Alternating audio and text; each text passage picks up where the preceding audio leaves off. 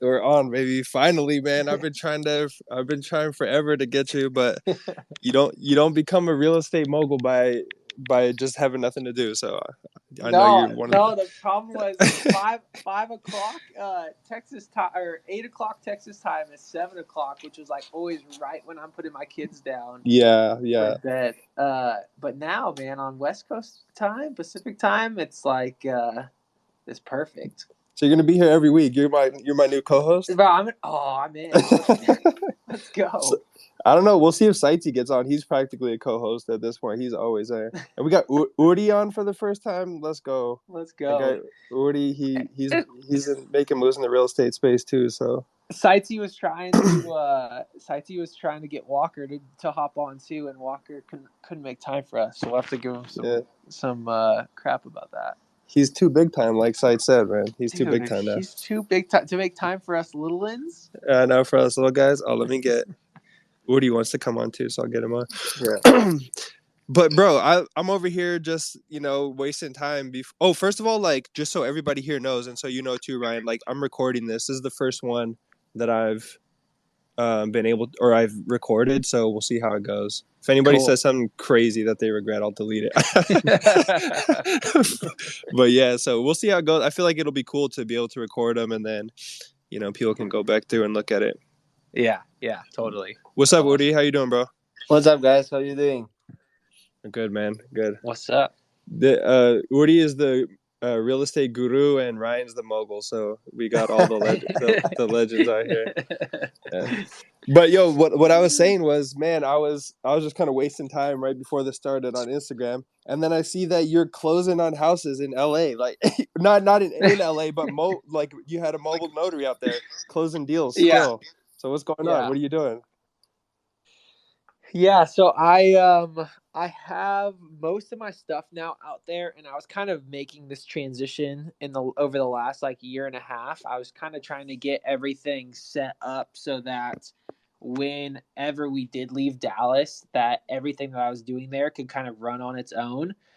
So luckily I started doing that about a year and a half ago. And so as soon as this trade happened and I got out to LA, I was able to kind of like kick that all into gear. So all the stuff that I was doing out there is basically like continuing forward without any hiccups, which is awesome. And that's what people talk about, like long distance investing, right? Investing in a place where you aren't. Now I had the like the opportunity to be there for a long time in the market that I wanted to be in and then move away. So that's super, super helpful. But the main goal was to like keep everything running regardless of where I lived, so that if I got traded or something happened or I wanted to move back closer to family, that I didn't have to just cut off all the stuff that I'd been building in Dallas in the real estate world there. So yeah, it's pretty sweet. Those are two that I've closed now since I've been here. So it's cool to see that it's working and going strong. Yeah, that's legendary. I guess that's just so cool, man, that you've been able to set up the system so nicely. But I think like maybe just for everyone listening, why don't you just start kind of like at the beginning and then tell them, because I was there. I saw what you were doing at the beginning, but like let everybody know like how, because now everybody sees you closing houses like while you're across the country and you're doing all this and that, flipping houses, building houses from scratch. But like, how did you get started, and then like where are you at now? Yeah, so I got started in Dallas by just buying my own personal residence. So my wife and I, we first moved to Dallas. We were just renting an apartment. And then we started kind of learning a little bit about neighborhoods and kind of areas we wanted to be in. And I've quickly realized that in Dallas, you could buy a house for, around $200,000 at that time. And so I thought, man, this is a no-brainer. Why am I paying rent for something that I could be owning and paying even less money for? So that was my first experience with real estate. I didn't grow up in real estate or knowing anything about real estate. I didn't know anything. My dad was in real estate, but we didn't have much of a relationship when I was growing up, and so I didn't know much about what he was doing until I started getting into real estate myself. And then realized kind of that he was doing big things in real estate too. So funny how it all started. But so when I bought my first house, my primary residence, the basically FHA, like Freddie and Fannie, let you do what's called a 3.5% down primary residence purchase. You can do that with conventional loans too. But basically, all that to say, for a $200,000 house, I only had to put down $7,000 to purchase the house, which was like almost equivalent to what I had to put down as a security deposit at my apartment complex, right? So I was like, man, how easy was that to get $7,000? Like anybody can save up $7,000 no matter what kind of salary you're on or what you're making. If you're diligent, you can save $7,000 and go Yeah, buy a because house like how much that. were you even making at the time? Because like Yeah, that was our second year in the league. You were probably making only like 50, 60, something like that.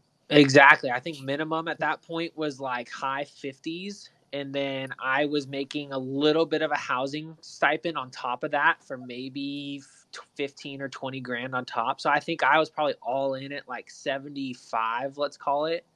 So Yeah. not a bad salary, but definitely not a salary people think of when they think of being a professional athlete, and definitely not a salary as the league has continued to grow, for what guys are making now. So And I feel like on that, that's so important because like a bunch of people listening might think like, okay, like they've been able to invest in real estate, but they were making crazy money. Like, first of all, we're MLS players. Like, you could look up our salary. We're not making that crazy money. But like right? especially when we started, those are pretty average salaries. Like a lot of people can get up there, at least within that range. So I think that's Yeah, like super yeah. important for people to And know like where you started. we both came out of college. Like I came out of college after 4 years. I had a degree and was a couple of years in the league, still making under 100,000. So I was like 25, 26 years old, still making under $100,000 a year. So yeah, it was definitely like real estate happened before I was making, better money in the league for sure. So yeah, that's super important to talk about. And then regardless of that too, there's so many ways to get into real estate that you're like, if you have no money, there's things you can do in real estate to try to kind of what I call like capital multiplication, like try to build up a big pile of capital so that you can go invest it in stuff. But if you don't have a lot of money, then you're not in like a capital preservation stage where you're just trying to let your money work for you. You're trying to get more. And so, there's ways to use real estate to do that. But yeah, so when I bought that first house, my eyes were just kind of open to, man, I bought that for 7,000. My mortgage is less than I'd be paying if I was renting somewhere. Like this is amazing. And so I started researching more, and that's kind of what kicked off my love and desire for real estate. And so for the next year and a half, basically, I did so much research. So I was listening to every podcast I could listen to. I was reading any book I could get my hands on. I had like a 30-minute commute to and from the stadium, and so about an hour in the car every day. And so every day I'd either get through an entire podcast episode, or I'd get, a quarter of the way through a book on audio tape or something. And I was just trying to learn everything I could learn. And I would recommend that for anybody trying to get in real estate. Like, first, put the time in to know what you're getting into. Like, this isn't just kind of, cryptocurrency speculation where you're kind of just guessing on something. Like, if you learn the market and kind of learn how real estate works, you can do so well, and it's definitely the best way to build wealth for the average person is through real estate investing. And so it's available for everybody. Yeah, that's what I think too, man. I always think of it like I always think of, okay, you could start any business in the world. Like say you could start a restaurant. So many Right. people like it's so hard to start a restaurant business. But like Right. real estate, there's millions of people all over making all different types of money who are having successful real estate businesses. So I think it's like the easiest way for the average person to really change their financial situation. With Yeah, like for you, 100%. as little as $7,000 and bang, your life has changed. Obviously, then you got to talk about all the work you're doing in the house too and coming into training. But Yeah, uh, yeah. So that first house, I bought a fixer upper. So I bought it like it was on market in Dallas, but it had been on market for 3 months or something, which in Dallas at that time was just unheard of. Everything was going so quickly. It still is. It was on the market for like 3 months because it was in really bad shape. So I literally just drove up to the house with Taylor. I knocked on the front door, and I was like, "Hey, I want to buy this house, but I can't offer you what you're asking for it." And knowing that she wasn't obviously getting any offers at that asking price. So I was like, what would you be willing to let it go for? Like what is the lowest you would accept? And we had a conversation literally right there on her porch. And she was like, I think it was listed at 225. She was like, I would accept 205 or something. And I was like, okay, how about I pay you 195? And I think we settled at like 198 or something. We settled at.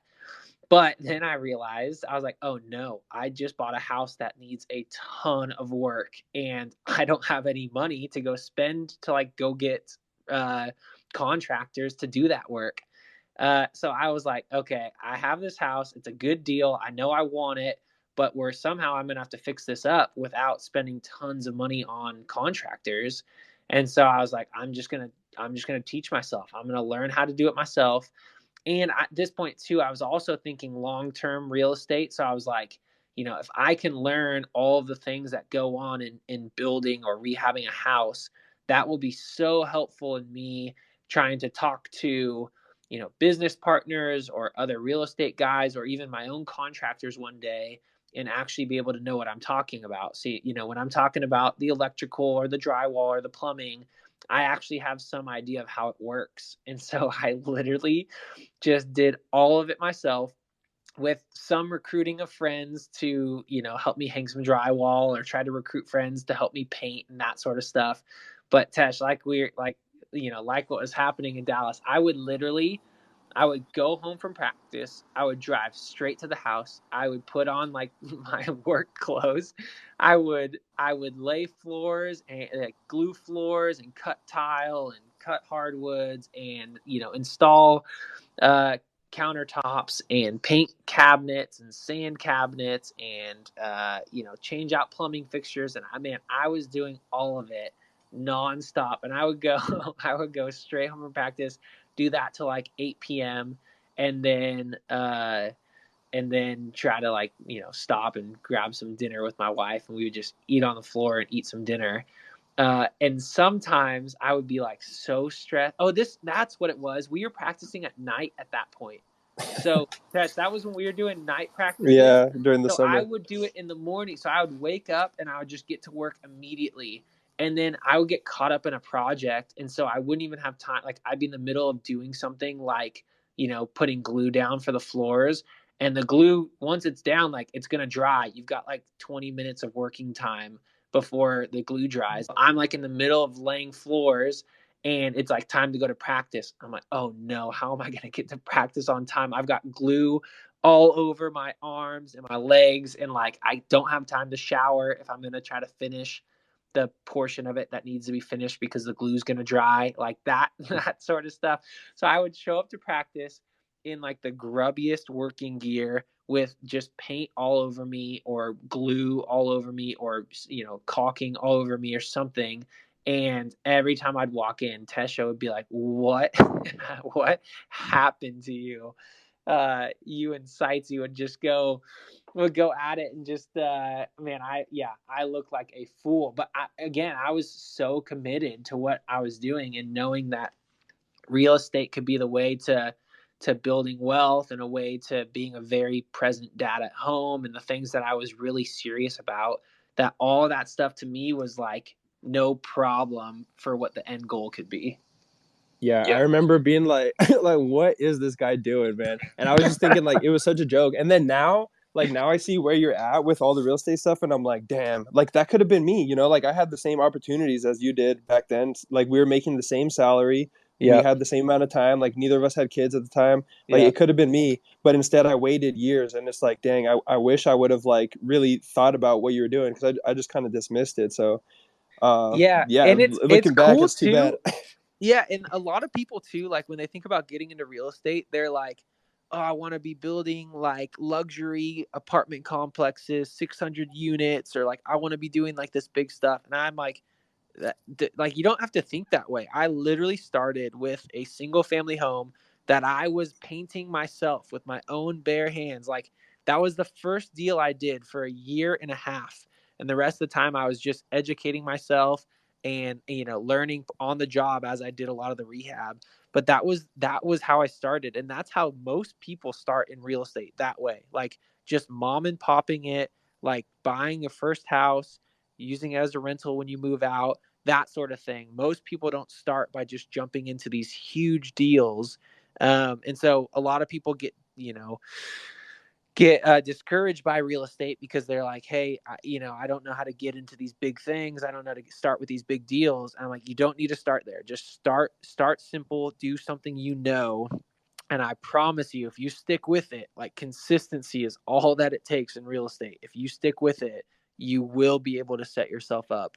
And so, yeah, so now, when was that? That was 2015. So, yeah, now 6 years later, I'm in obviously a much different spot real estate wise, but it all started with one house and one like kid trying to figure out how to fix it himself.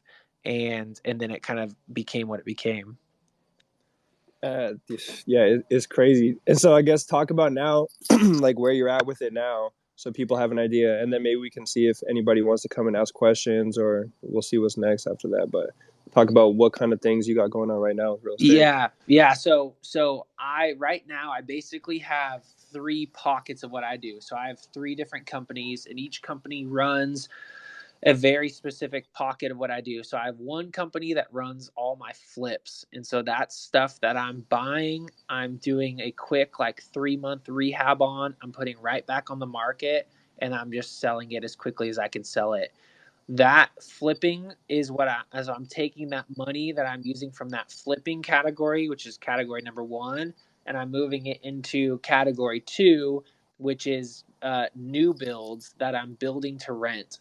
And so I have a crew that is building brand new homes, in like brand new starter homes in the $200,000 range, and I'm building those homes, and then I'm refinancing them, pulling all my money back out, and I'm keeping them as long-term rentals. So that's category number two. And then category number three, which is a little bit off to the side, is I'm also investing in mobile home parks. And that started in the middle of last year. One of my good buddies, a good real estate friend of mine, came across some mobile home parks that he was wanting to kind of work on and get moved on, and so he asked me if I wanted to join him on them, and I was like, yeah, let's go for it. Why not? Let's try it out. And they have been so much fun. I have really enjoyed investing in mobile home parks. It ticks off a lot of the boxes that, or checks off a lot of the boxes that I feel just as an investor, like providing affordable housing, providing homes for people that are getting priced out of the market right now. And then as well, it's a really good investment. And I think it's a really good long-term investment, because, the cap rates aren't as compressed right now as like with multifamily and other assets. So those are the three big branches I have that I'm kind of working in each of those things.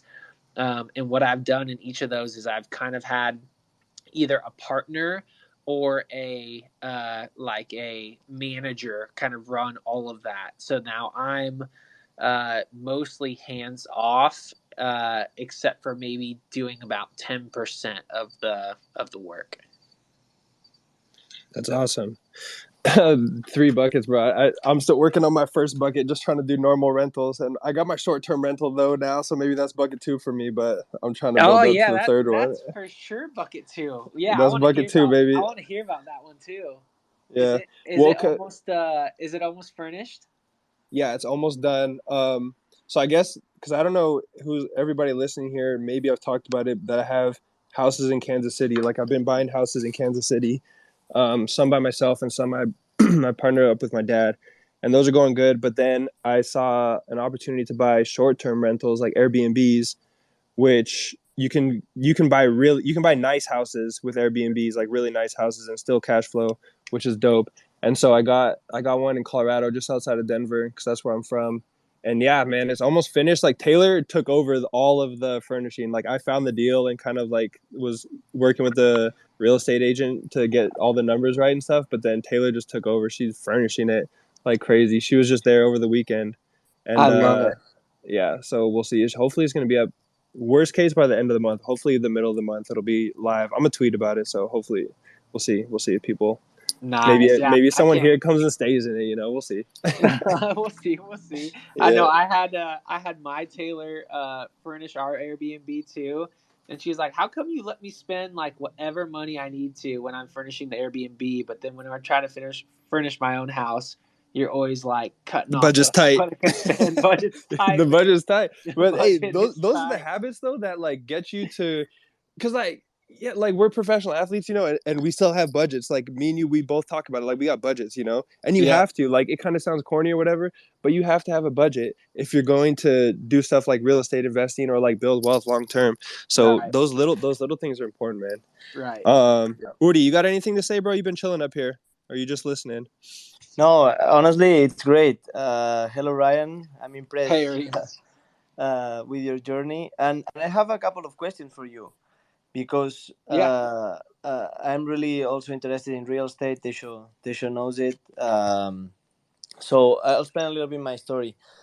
When I arrived in Orlando, 2018, same as you, right? When you arrive to a new place, you kind of want to rent first to see how is the market, and I really like the downtown area. And by the end of the year, I bought an apartment right in downtown, and I live since then until I moved to Kansas City recently, and now I put it to rent, and it's a great investment. But also, I bought a house uh, on like the outside areas of downtown, also as an investment. So one of the questions that I had to you, Ryan, is um, when you build new houses. I think that would be the ideal thing to do, but I don't know how much money you have to put down to start first, and how long you'll have to keep it there until you can get your money out. Yeah, so uh my philosophy in everything I do is I try to use other people's money as much as possible. Like if somebody will lend me 100% of a project, I will take that all day long. As little of my own money as I can put in as possible is what I go for.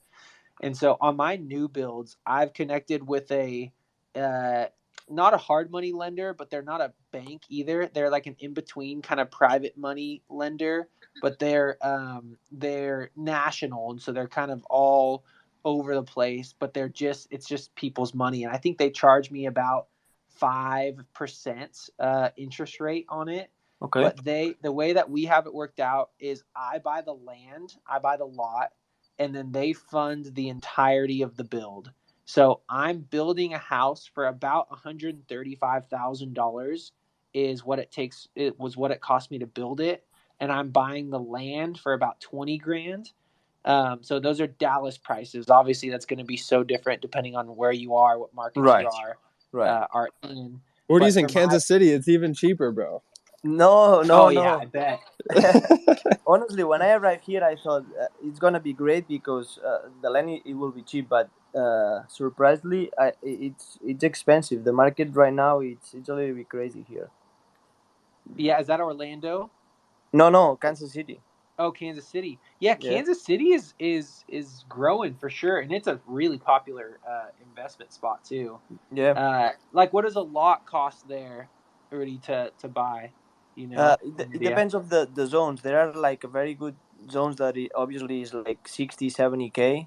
But then you can Yeah. go a little bit outside of that and grab it for 20 to 40K. Okay. Okay.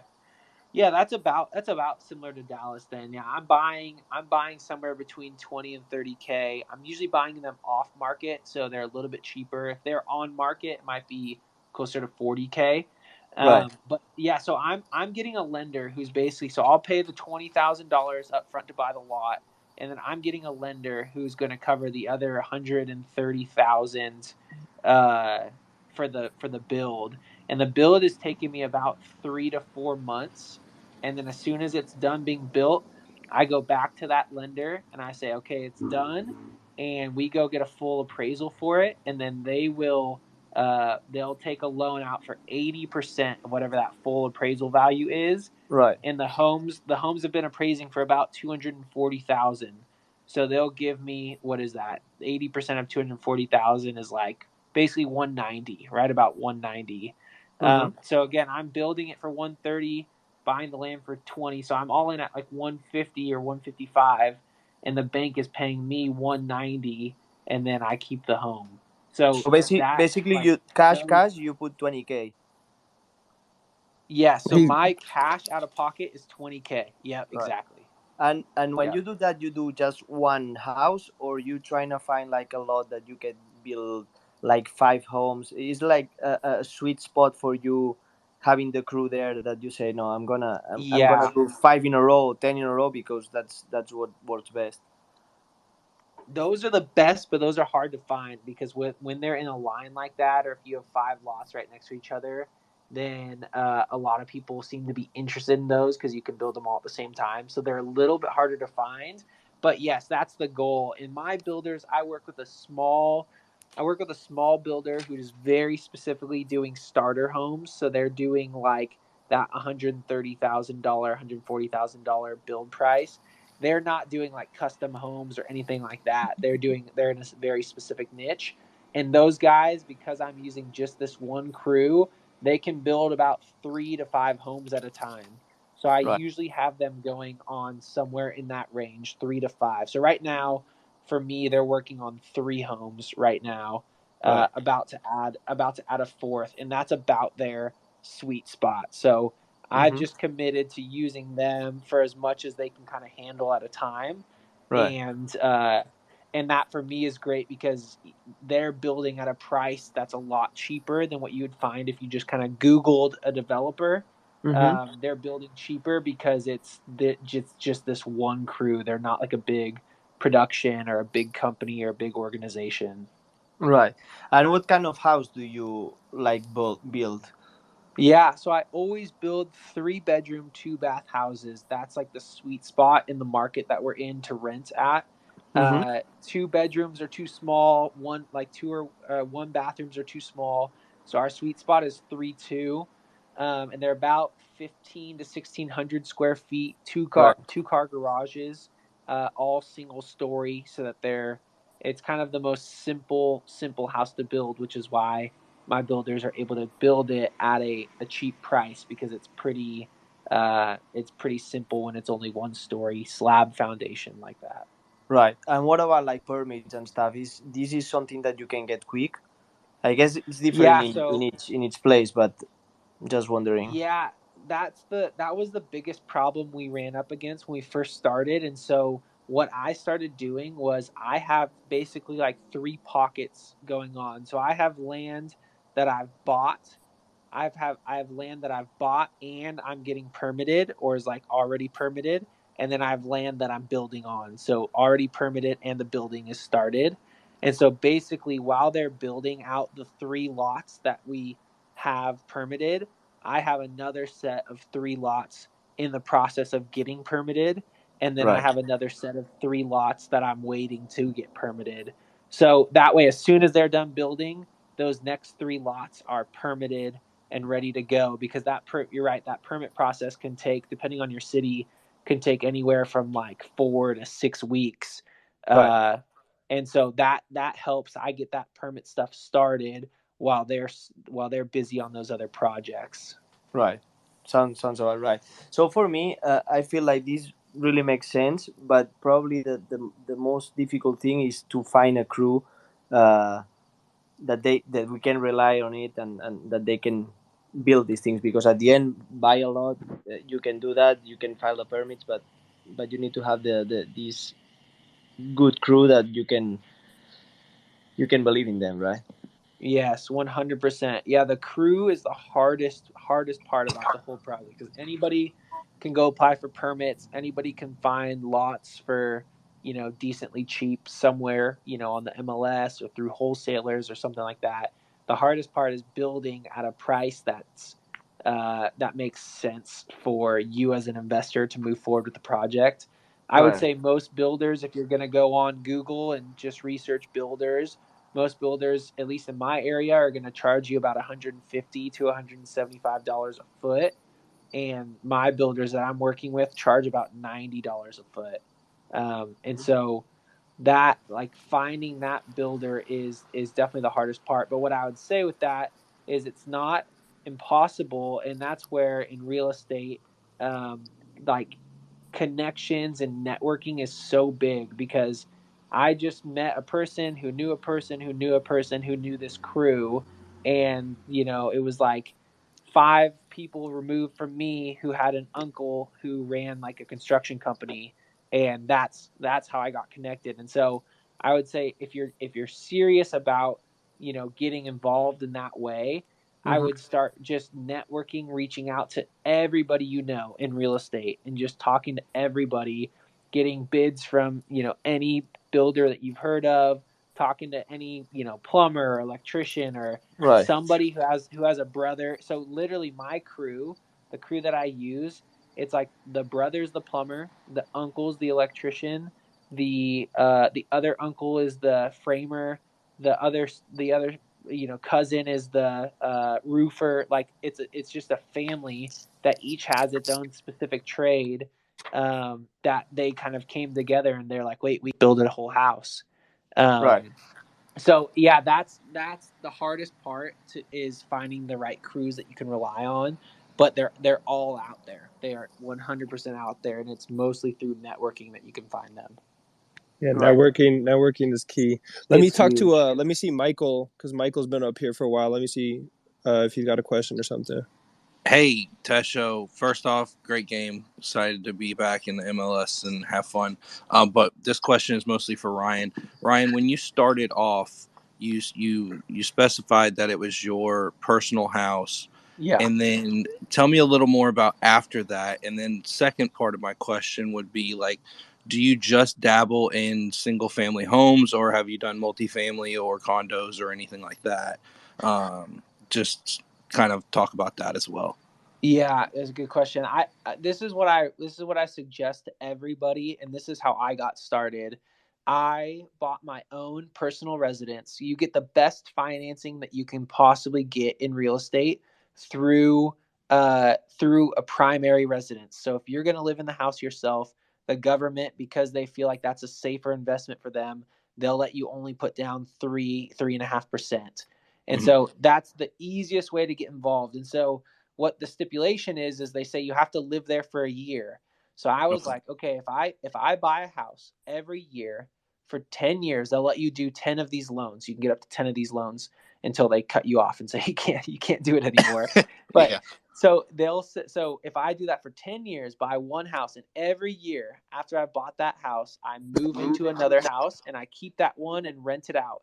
And so, because you're doing that, you're making sure to look for areas that can be good rental areas when you're buying. Yeah. And that was my goal. I was like, I'm going to buy 10 houses. That's what's got me started in real estate. I'm going to buy 10 houses.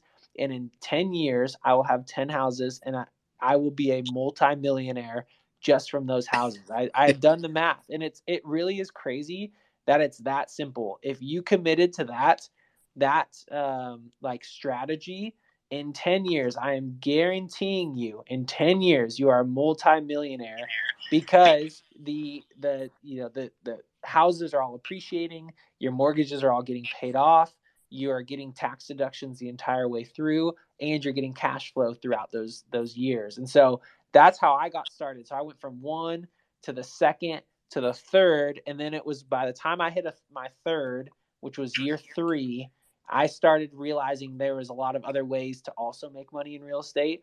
And so then I kind of put a pause on that strategy because I was finding other ways to do something similar. But if you stuck with that strategy, which I would recommend to anybody listening, I am like all but guaranteeing you are a multimillionaire in 10 years. And all it takes is one purchase per year, and you just have to be willing to move every year. And so that's the biggest kind of difficulty with the strategy, is moving every year. But if you commit to it, in 10 years, you are in a very, very good financial spot. Nice. And then have you dabbled in any kind of condos or anything like that, or what, are you staying away from that kind of deal? Yeah, so condos for me are a little bit harder just because usually the HOA fees are high on condos. They're very regulated. A lot of condos have, a percentage on how many of the condos in the complex can be rented or not rented. There's like a hierarchy of, whoever bought first gets the first right of refusal to rent their property first. So there's just some rules and regulations around condos that are a little bit difficult if you're trying to buy it as like a rental kind of cash flow play. But I bought a condo last year that I was just flipping. And so I do buy condos every once in a while to flip. The only thing I do outside of single family residences is mobile home parks. So Okay. that's the one thing that I've committed to. And then actually, this is like a little side project that I'm excited about, but it's not much of what I'm like really going after, but I'm building out a wedding venue as well, and that's like a more kind of commercial style investment. I've But I've that's definitely yeah. seen that before. Like a lot of real estate companies will take like a warehouse, an old warehouse, and just turn it into like where you can make it your own wedding venue. You know what I mean? So I Yes. definitely agree in that aspect of things as well. Yeah, and I think too, just as you keep going in real estate, and as you kind of, they say it's like a train, right? Like it's so hard to get the train started, but once the Yeah. train's going, it's so hard to slow it down. And that's kind of what I've seen in my progression through real estate too. Is it was so hard to get started, and I was focusing on just one property a year, but then you get a couple years in, and deals just kind of find you, and people kind of start approaching you on like, how do I want to do this deal. Can you help me with it? Or can you partner on it? Can we do this together? Or tell me what you do here. And so a lot of the things that I started doing were because kind of people were approaching me. And so that's kind of how I got into the wedding venue was I was doing another property up in Lake Tahoe, and this property came available, and the partner I had on the deal in Lake Tahoe saw it and was like, "Hey, we could build this out to be a wedding venue." And I was like, "Sounds great. Let's go for it." So, that stuff happens too a lot if you stay committed to real estate, stay committed to networking, stay committed to those things, the deals kind of start to find you. Awesome. Thank you, Ryan. I Yeah. appreciate you, and Tesho, thanks for having them on. Yes, sir. Yo, building a wedding venue as a side project, that's crazy. This thing I forgot to mention, I'm building a wedding venue. That's the crazy. the side project though, because for that one I have partners, so they're like we're all running it together, so it feels a Yeah. little bit more like not all on my shoulders, because all the other stuff that I'm doing is mostly me running it and telling people what to do, but the wedding venue is a little bit more of like a shared activity, and is a little bit more fun for that reason. So it seems to me like it's just a little side project, but man, it's so sweet. It's like a mile. This land, it's 11 acres, about a mile off of Lake Tahoe. If you've never been to Lake Tahoe, it's my favorite place in the world. It's so beautiful. You've never seen a lake so blue. And so I always grew up wanting to invest in Lake Tahoe if possible. Was able to buy an Airbnb up there, and through that Airbnb got connected with this wedding venue. And so, man, it's just crazy how things start kind of taking off and snowballing once you get in. It really does. What's up, landlord? How you doing, bro? Not much. How you doing, man? I'm good. I've been listening to you in a few of your spaces. Now you're in one of mine, so it's Yeah, for good to sure. connect. I had to support you, support me. So I'm just returning it, man. Yeah. Where you're doing stuff in Indianapolis, is it? Yep, that's Yeah. correct. Nice. And so what kind of things do you got going on in real estate? Uh, yeah. Well, I mean, I guess I could just introduce myself. I'm a 27-year-old real estate entrepreneur from Indianapolis. Um, I'm kind of a boring investor. I don't really do flips. I just primarily buy rental properties. Bought my first rental property while I was in college at IU, just using some refund checks to start buying properties. And now I have 14 properties, but it's not just single family homes.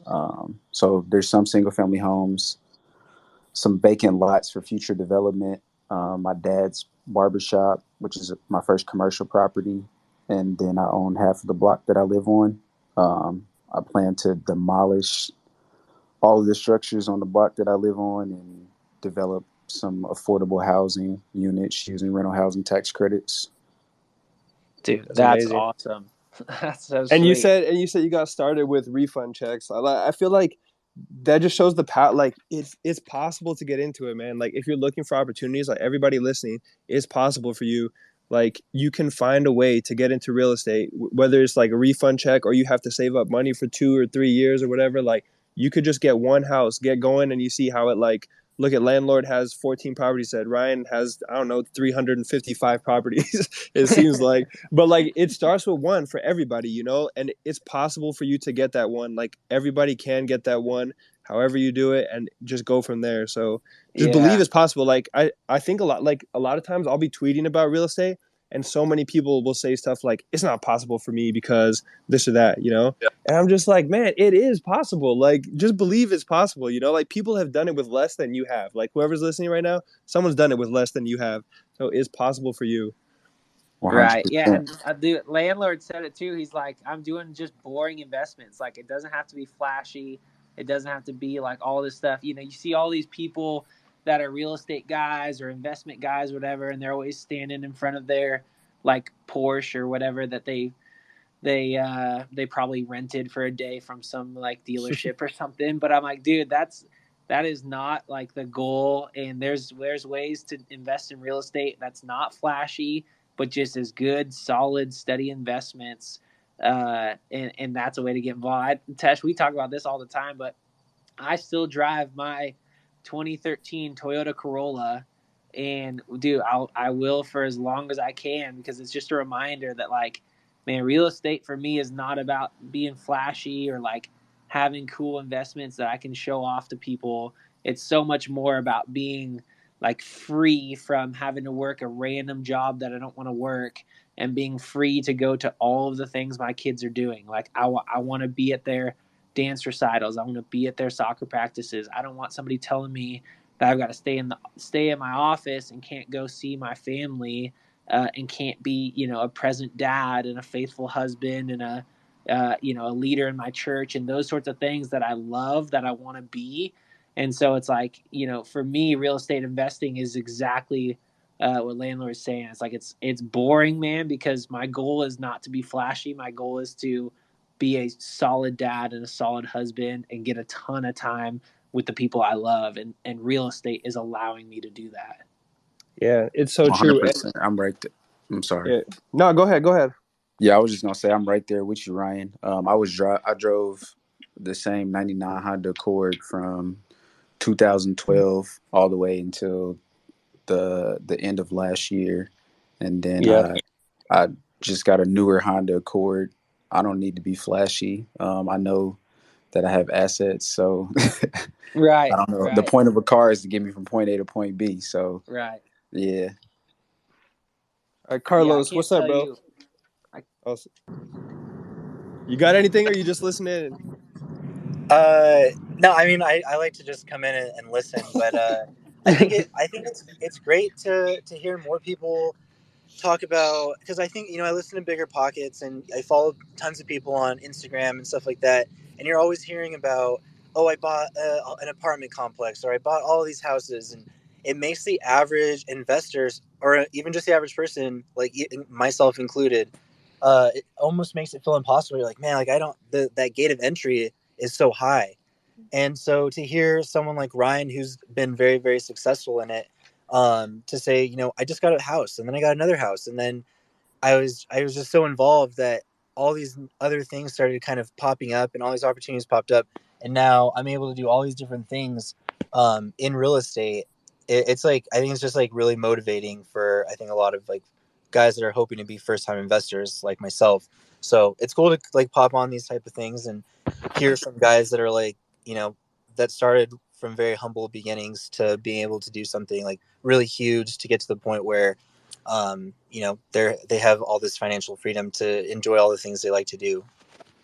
Yeah, man, all off of one house. But me and Carlos almost bought an Airbnb together, Ryan. right Oh, over nice. Christmas. Because that's Nice. Carlos, my boy since Yeah, way yeah, I back. remember But Carlos. Oh yeah. yeah, so we were literally on like Christmas. It was like Christmas Eve. Some house popped up like near where we both grew up, and I was like, "Damn!" Like this look. It was like kind of a house, but there was like 2 units in it. So I was like, he could live in one side of it, and we could Airbnb the other side. And we went inside like on the 26th or something, December 26th. But it didn't work out. But we almost got it, Carlos. Yeah, it was like Christmas Day, 3 a.m. Tesho called me. Was like, "Dude, you need to get down here now." I was like, "I didn't know you were in town." Always looking for deals, man. You gotta the Yeah, grind don't stop. You gotta keep he looking didn't for even deals. come. He didn't come to see family. He just came for the deals. He wore a hoodie the whole time. Grind don't stop, bro. What's That's up, so good. the aspiring nobody? How you doing? What's up? How you guys doing? We're good. This is a great talk. Learning a lot. I wanted to say, landlord, bro, big ups to you. When I was in college getting refund checks, I was not thinking about investing in property. I should have been.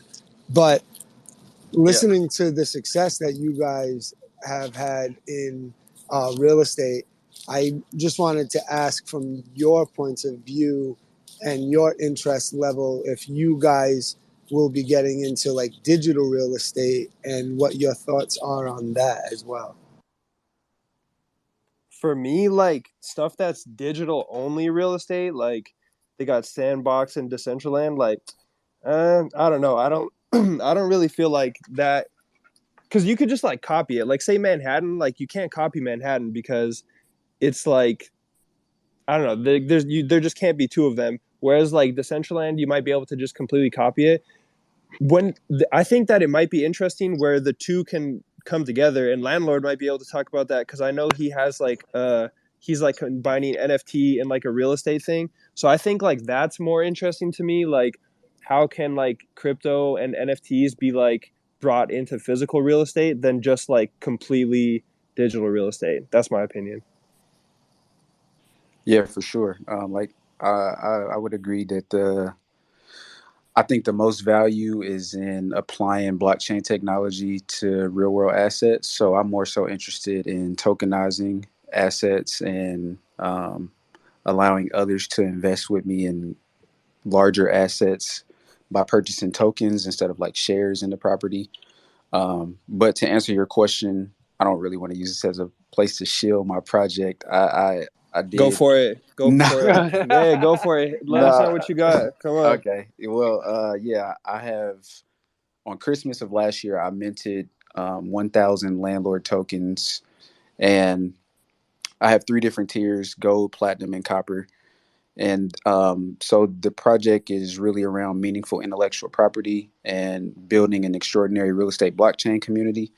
So the meaningful intellectual property side comes from, so I'm on the board of a charter elementary school, and went in and read a financial literacy book to a fourth grade class, and it inspired me to want to write my own real estate children's book. So later this year, I will be airdropping the protagonists of the book and possibly the animated series to all of the original token holders. And the real estate blockchain community, I'll be purchasing a 20-foot shipping container and listing it on a self-storage startup company called Neighbor Storage. It's kind of like the Airbnb of self-storage. And I'll be gifting 100% of the profits to all token holders. So I'm just really trying to incorporate the real world and the digital world. And the shipping container serves as the proof of concept for a larger company that I founded called RDO. Artie is land in Swahili, and I added the O because I want to bring things full circle and democratize real estate, since it's primarily been reserved for the top 10% um, in terms of wealth. So RDO will be a blockchain-based platform for fractional ownership in real estate, and yeah, that's essentially my project. But to answer your question, the Aspire and Nobody, I personally am interested in the digital real estate, but it would only be for my landlord community, for us to have a space to actually meet in the metaverse and possibly rent it out and generate more income for the community. But outside of that, I don't, just like Tesh, I don't really see much value in it. Dang, Yeah. landlord, that's big time, bro. Appreciate it, man. You got a lot of thoughts. I love that children's book idea, real estate children's book. I feel like that's money, man. I feel like they're not teaching that stuff at all at any stage of the process. That was like a little thing I picked up, but man, you're really thinking this stuff through, which is awesome. Yeah, I appreciate it, man. I'm still young, so I might as well do it while I'm young. That's right. That's right. That answer your question, aspiring nobody? Yeah, for sure. No, that stuff is amazing. And so that platform that you're working on, it would open up the opportunity for individuals to go in on like the same property and basically, like you said, tokenize like a property together. Yeah, correct. So it wouldn't be just properties. I wouldn't be building the platform just for me and my personal projects. That I really want to meaningfully impact as many people as I can. So I want to make it a platform for others to be able to bring their properties to and be sponsors or developers on the project. And it could just be an alternative way to raise capital for the project instead of going the traditional route. Yeah, that makes 100% makes sense. What's up? Who we got here? M. Duncan, my guy. How you doing? Yeah, so I got to follow that now? Really? No, we just chopping it up, just talking, man. All right. So I've been listening for a few Tuesdays, so it was like, now that I don't actually have to do work during this, I actually got to ask a question. So it's less about like just investing and kind of more about the market in general. But the market is stronger than it's been in a long time, and houses like.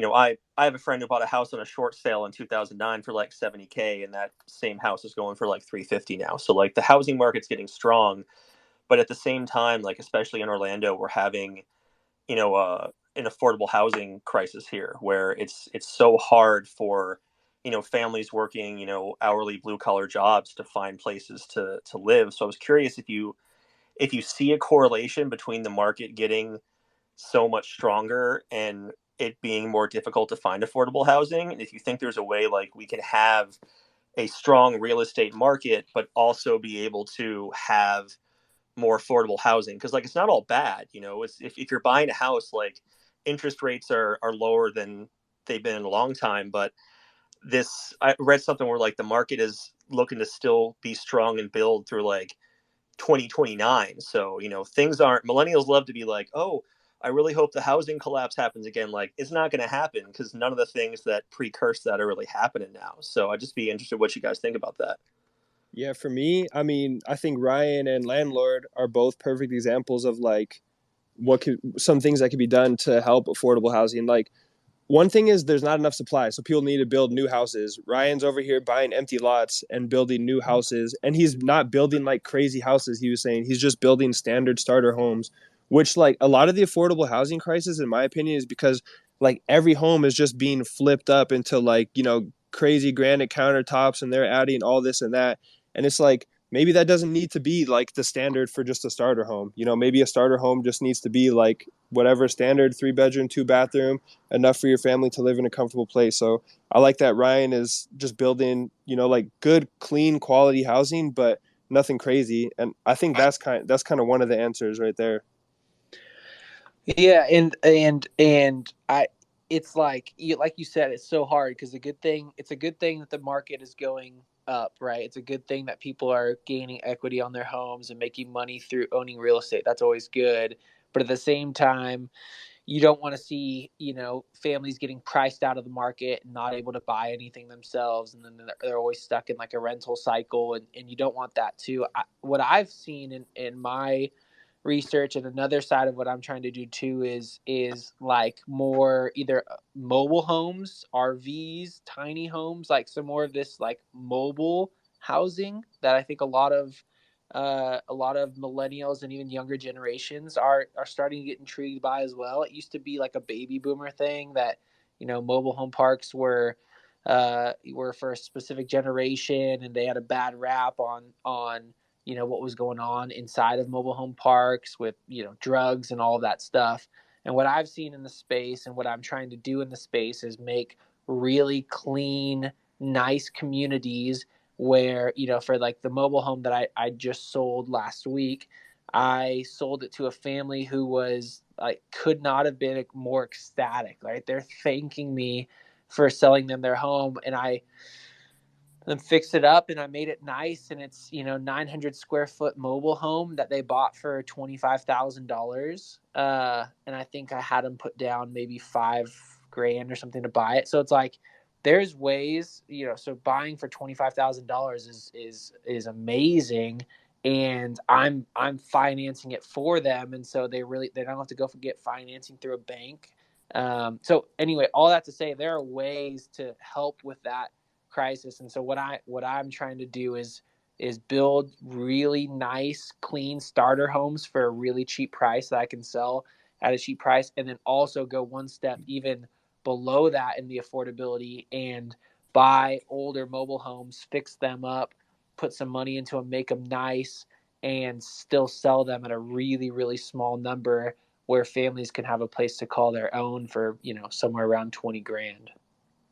That's not something that I really ever thought about, because I don't know what it's like in Dallas, and then in LA. It's like here we have so many, like we have the McMansions everywhere, like people, all the property, especially around Disney, they buy up this land or they Yeah. buy old apartment complexes, they tear them down, they build all these big houses, and you drive through there, they're ghost towns because they're all, short-term rentals. And short-term rentals don't really, hurt the market that much. But when places basically build these with only the intention of doing that, and then it's like, how many houses could you fit here that people could afford compared to like the 30 houses that are like thousands of square feet, 2 stories, 6, 7 bedrooms. So yeah, thanks, man. That's really interesting. I think too, like just Yes. something I want to say there. Actually, go ahead, landlord, and then I'll say my piece. Go ahead. Yeah, I was just going to say one thing that I failed to mention in my introduction is that I recently finished up a real estate development fellowship at Merchants Affordable Housing. So I did say that I'm kind of like a boring investor and I just buy rental properties, but I'm trying to shift more into the rental housing tax credit development space, and not necessarily just apartments, but also like scattered site developments. So possibly buying like 30 lots within the inner city within like a 1 mile radius, developing houses similar to what Ryan is doing, and leasing them throughout the compliance period, but giving the owners the option to purchase after that compliance period. That's awesome. Yeah, that's something I've been seeing in Kansas City too, where I've been investing, is just the same thing. Like you fix a house up to a good level and then you lease to own it. I think all three of us kind of mentioned that strategy. So I feel like lease to own, or they call it rent to own sometimes, is a great way for people to get into houses, especially because a lot of times with the affordability crisis, well, not a lot of times, but sometimes people will have money to put some sort of down payment, but maybe their credit score isn't where it needs to be. So if you can get a lease to own thing, whether someone like Ryan or landlord is financing the property to you, like it's a good way to get into a house. So, and I also want to add, like, man, I think sometimes like real estate investors and like landlords get a bad rap, but in my experience, I've met so many more people like Ryan, like landlord, who are like really thinking about how to make the world a better place through real estate. I'm trying to do that myself too with the properties I own. So hopefully everybody sees that and gives people the benefit of the doubt. Yeah, thank you guys. Ryan, Tesho, whenever you guys want to start building some cheap houses here in Orlando, hit me up because I'm looking. All right, Sounds for sure. good, man. Sounds good. All right, well, we've been going at it for an hour. That's usually when I want to cut it off, but Ryan, I'm gonna have to get you back, bro. We got to make it like monthly, just real estate. Now that you got a good time zone, got to get a monthly just real estate talk to the people, just answer some questions or whatever. Oh, So, I'm in. Yeah, let's make it happen for sure. Nothing real estate investors like more than talking about real estate. Our wives will tell you.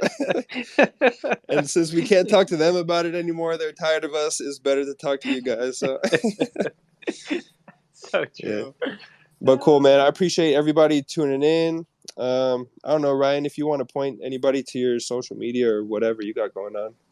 Go for Yeah, it. no, I mean, I just post like updates. I'm not super helpful. I want to get more helpful in my posts and actually put out like content that would be helpful in building people's, knowledge of real estate and availability in terms of like getting involved in real estate. I haven't gotten there quite yet, but I that is a goal. I don't know if that's a this year goal or in a couple year goal, but you can feel free to follow me and just follow along with stuff that I'm doing.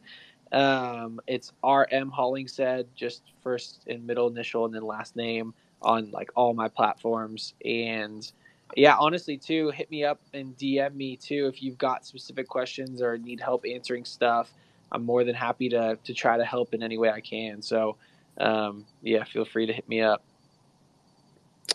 All right, man. Everybody, thank you for tuning in. We'll see you guys next week. And that's it. Yeah. Enjoy. Peace.